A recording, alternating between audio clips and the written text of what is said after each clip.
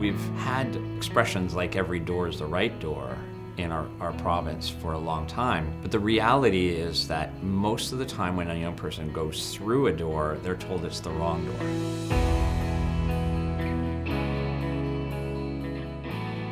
I'm Steve Mathias, and I'm the Executive Director of Foundry. I worked with a group of psychiatrists in the inner city of Vancouver, working with homeless young people. Almost 60% of the young people we were seeing were from other areas or regions of British Columbia. And we were noticing that they were really struggling to access services in a place as wealthy as Vancouver. When I first got involved with youth work, I was in grade 9. And one of the main reasons that I got involved was just trying to fight the stigma that I faced myself when being challenged with a mental health issue. And I guess I noticed just lack of counseling resources for youth and substance abuse issues that were going on with youth, and the lack of discussions that we were able to have about that in Penticton.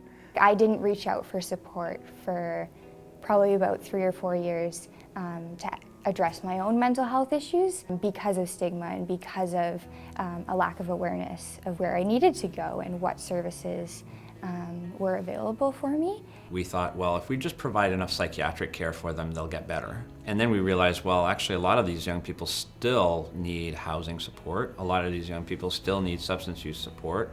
They need income assistance. It was just this incredible amount of care and service that was missing for these young people. And so we started to bring all these services together. And then we started to actually see some improvement for those young people in the quality of their lives as they were able to reconnect with their community. We found really strong partnerships with the nonprofit organizations or the community organizations that were willing and only too happy to work with some physicians or psychiatrists who wanted to do outreach. So when we realized that young people, yes, wanted outreach, but they also wanted their own space to get help, the idea of Foundry really started to materialize.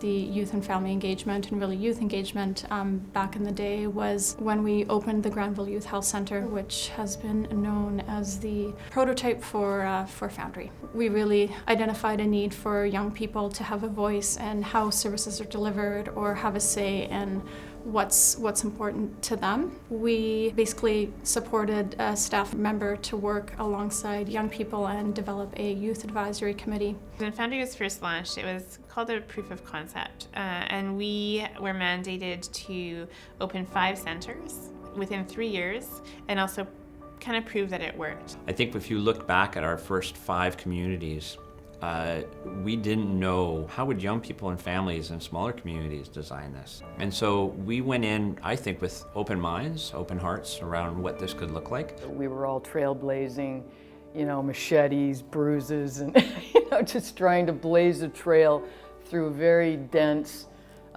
thick jungle. We were the 3rd Foundry to open, but we were in that first group of 5 communities that were chosen to roll out this Foundry model. Certainly over my 31-year career in youth and family mental health and addictions, by far that's the hardest thing I've ever done, and at the same time also the most rewarding. I can't really emphasize enough how much a foundation of Foundry is relationships with your community partners, with your staff, with young people in your community, with families and parents, and really to listen carefully to various perspectives that are being offered and being shared. It's very much a collective effort.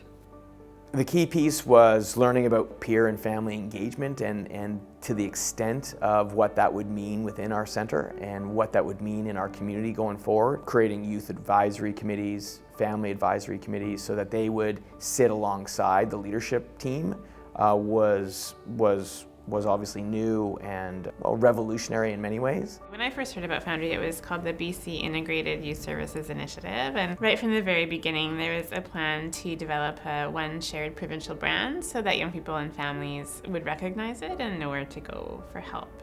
And that We knew from the very beginning as well that that brand had to be developed with and for young people and families, and required a lot of engagement with them in order to get it right. We consulted and engaged with young people in communities across BC, as well as service providers and our lead agencies. What they liked about the word Foundry is that the word found was in it. And so if you're looking for caring, connection, and service, the idea that you can find yourself here at Foundry really resonated. I went to Foundry, and it was definitely a very different experience, having everything located in the same building. I was able to be referred from one person to the other without having to change locations and have to wait in another line. It was very much a community. Just over the last several years, Foundry Central has grown so much itself that the next wave of foundries will have a very different experience, because there'll be much more support for them, and major pieces of work have already been done that they'll benefit from. We were able to advance a lot of the lessons learned to the sites that came downstream. So by the time we were opening our 4th, 5th, 6th center, it was built on a wealth of knowledge. I got involved with a nonprofit organization in Penticton called the Yes Project. Foundry, who already had a couple locations open, was looking to expand, so we took the opportunity as the Yes Project to apply. That's when I really started getting involved in Foundry. Foundry is absolutely amazing at involving youth and families in making the decisions, and one thing that they say themselves is, well, if we're trying to find solutions, we might as well just go to the experts, right? It's been a really rewarding experience to be a part of the Provincial Family Ambassadors team. Together we share our journeys with our youth who have struggled with mental health and substance use. We're able to bring together shared values which have come from our experiences, like the importance of the family voice in youth care, and the importance of teamwork and communities coming together to work as a team to wrap around and support our youth. It was clear that communities wanted to do this. They just didn't have a name for it. They wanted to work together. They wanted to provide better care for young people.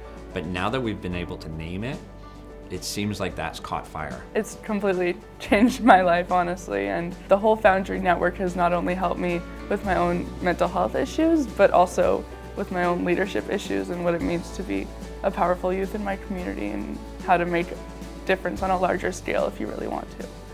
Now that Foundry has helped me get to a better place, I'm now able to make it so that other people might not have to struggle in silence for multiple years before having to reach out for services. If I look back at say 10 years ago, I think there was probably a sense of pessimism, maybe even despair about what it would take to actually change the system. Today, I think that despair has really shifted. We're seeing it happen now more and more. And the hope that I have is that young people in the future, when they're in a community where there's a Foundry Center, there's a confidence that they can get the help they need.